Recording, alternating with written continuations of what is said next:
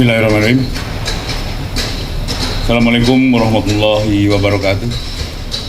Salam sejahtera buat kita semua, teman-teman media. Hari ini Kamis 24 Februari 2022. Ada beberapa hal yang ingin kami sampaikan pada teman-teman. Yang pertama adalah dugaan tindak pidana korupsi pengadaan pesawat udara PT Garuda Indonesia Tbk 2011-2021. Kami telah melakukan pemeriksaan saksi sekitar 60 orang dan terdiri dari komisaris Garuda, direksi Garuda, kemudian ada Vice Presiden PT Garuda, komisaris Citylink, kemudian ada direksi Citylink, dan tim pengadaan ATR dan Bombardier.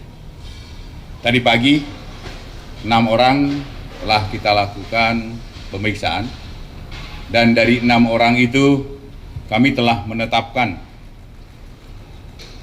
2 orang menjadi tersangka.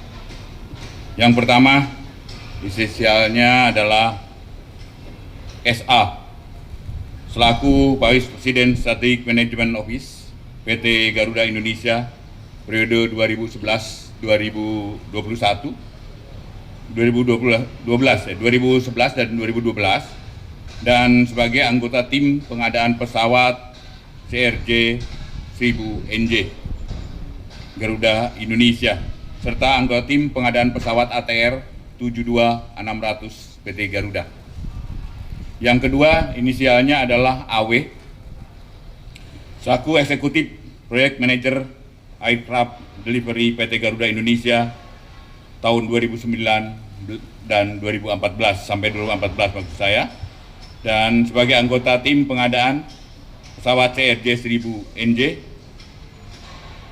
serta anggota tim pengadaan pesawat ATR 72600 PT Garuda. Selanjutnya, dalam rangka mempercepat proses penyelidikan 2 orang tersebut, yang pertama saudara tersangka SA dilakukan penahanan di Rutan Salemba, cabang Kejaksaan Negeri Jakarta Selatan. Yang kedua, tersangka AW dilakukan penahanan di Rumah Tahanan Salemba, cabang Kejaksaan Agung.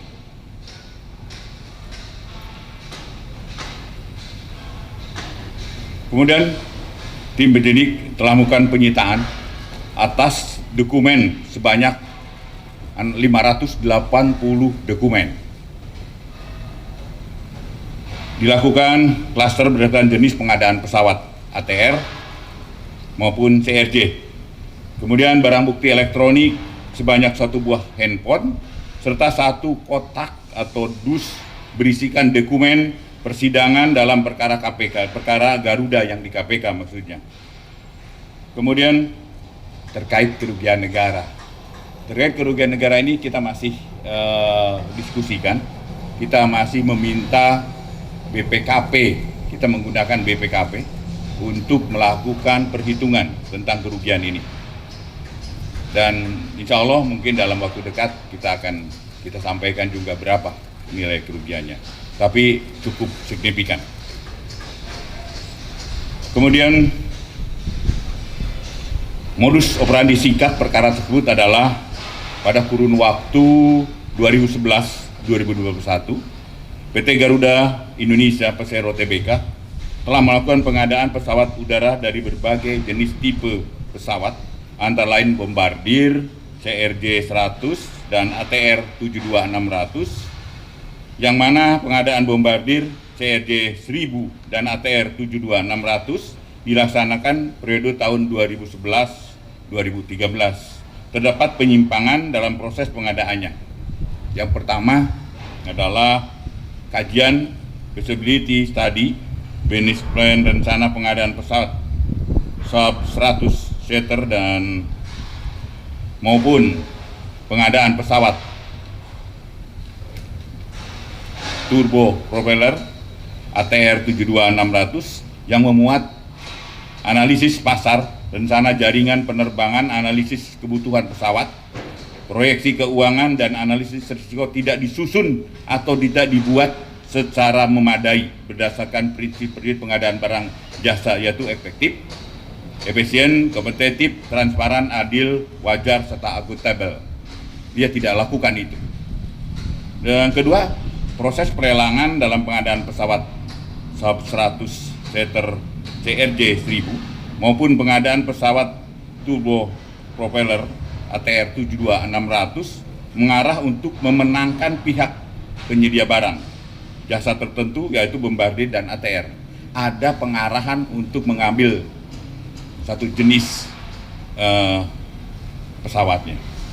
Kemudian yang ketiga, adanya indikasi suap menyuap dalam proses pengadaan pesawat sub 100 seater maupun pengadaan pesawat turbo propeller ATR 72600 dari manufaktur. Akibat dari pengadaan pesawat tersebut telah terjadi penyimpangan dan mengakibatkan PT Garuda Indonesia Tbk mengalami kerugian dalam pengoperasionalkan pesawat CRJ 1000 dan ATR 72600. Atas kerugian keuangan negara yang timbul tersebut diduga telah menguntungkan pihak terkait, dalam hal ini perusahaan Bombardier yang ada di Kanada serta perusahaan Avion de Transport Regional yang ada di Perancis, masing-masing selaku pihak penyedia barang dan jasa, serta perusahaan Alberta CAC Prancis dan Nodis Aviation Irlandia selaku lessor atau pihak yang memberikan pembiayaan pengadaan pesawat tersebut. Kemudian yang kedua, kasus dugaan tindak pidana korupsi pada proyek pembangunan pabrik blast furnace oleh PT Krakatau Steel. Kasus tersebut telah dilakukan penyelidikan berdasarkan surat perintah penyelidikan Direktur Penyidikan pada Jaksa Agung Muda Tindak Pidana Khusus nomor PRIN 22 garis F.2 garis FB garis 1.1 garis 10 tahun 2021. Ini udah tertanggal 29 Oktober 2021. Kasus tersebut terjadi antara 2011 sampai dengan 2019, di mana PT Krakatau Steel membangun pabrik blast furnace dengan menggunakan bahan bakar batu bara agar biaya produksi yang lebih murah tujuannya jika dibandingkan dengan menggunakan bahan bakar gas. Maka biaya produksi akan lebih mahal kalau menggunakan gas.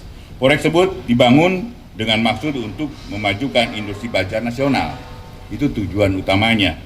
Pada awal proyek pembangunan pabrik blast furnace tersebut dilaksanakan oleh konsorsium MCC, Cherry, dan PT Krakatau Engineering sesuai dengan hasil lelang tanggal 31 Maret 2011 dengan nilai kontrak mengalami perubahan antara 6 triliun 921 miliar 409 juta 421.190 rupiah dan telah dilakukan pembayaran ke pihak pemenang lelang, ya, telah dilakukan pembayaran ke pihak pemenang lelang senilai 5 triliun 351 miliar 89 juta 465.278 rupiah.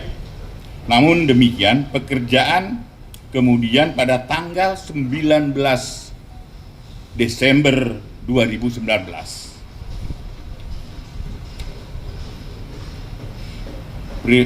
padahal pekerjaan ini dinyatakan sudah 100% dan telah dilakukan uji operasional biaya produksi lebih besar dari harga yang di pasar.